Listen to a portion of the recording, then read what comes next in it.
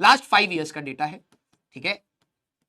Alternating current में हमारे पास average, पहला पार्ट वही है, एवरेज, पीक वैल्यू, ठीक है, आरएमएस, इसके ऊपर जो अभी तक क्वेश्चन आए हैं दैट इज 8, ठीक है। आपको वेटेज पता लग जाएगा।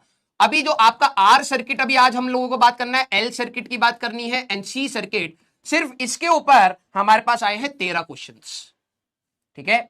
फिर उसके बाद मैं आपको कह रहा था इनके कॉम्बिनेशन, एलआर सर्किट है हमारे पास, एलसी सर्किट भी है हमारे पास, एंड आरसी सर्किट। देखो कंपटीशन में इसके ऊपर भी सवाल आए हैं। ये है आपके 10 क्वेश्चंस, ठीक है।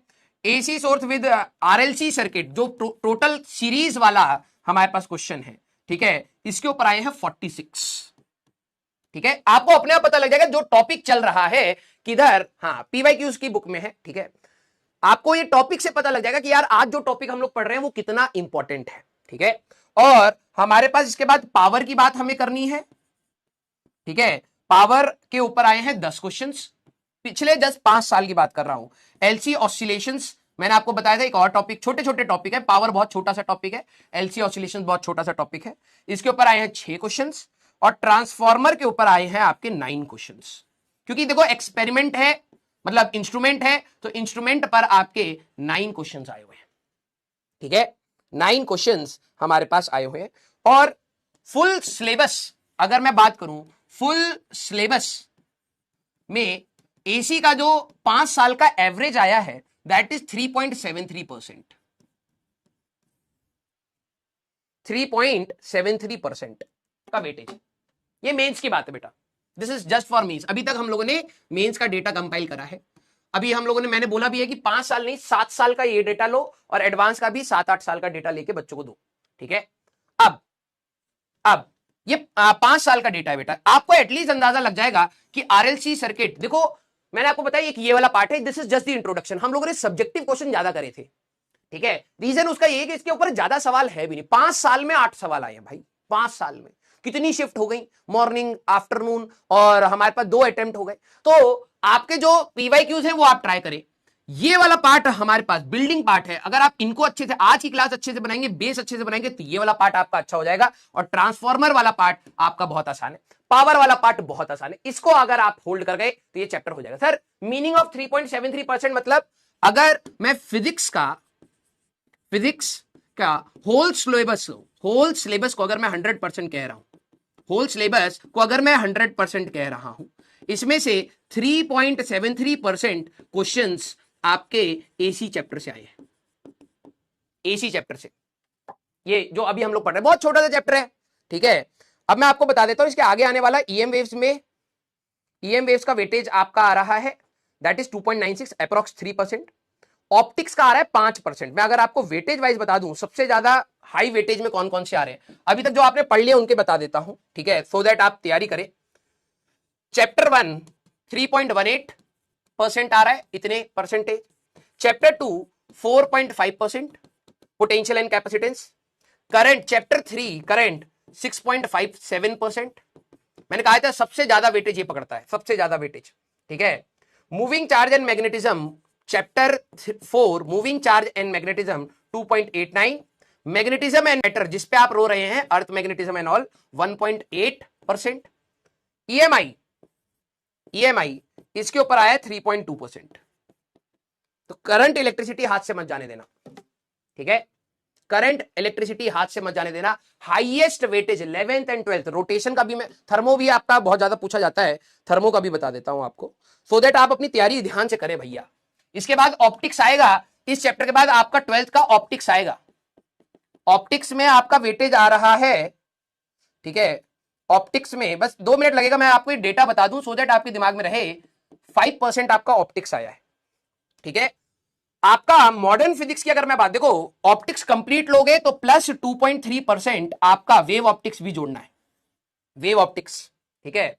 मॉडर्न की बात करें 4.05 ड्यूल नेचर, 2.40 हमारे पास एटम्स एंड 3.14 आपका न्यूक्लियाई, ठीक है। सेमीकंडक्टर 4.75 और कम्युनिकेशन अगर आप लास्ट पार्ट की बात करें तो 3% ये। अब आप देख लो, this is the modern physics part, मतलब अगर आप मॉडर्न की बात करें, वेटेज देख लो भाई। मॉडर्न में ऑल्दो हम लोग 3 चैप्टर लेते हैं, लेकिन मैं सेमीकंडक्टर और उसको भी जोड़ दूं तो हमारे पास 4, 5, 6, 7, 8, 9, 9, 10, 11, 12, 12, 4, 16% के आसपास तो आपके पूरे 100% में से ये लेके बैठा है। पूरे 100% में से 12वीं का आधा पार्ट जो आपका है, लास्ट के कुछ चैप्टर्स, और ये बिल्कुल आसान है।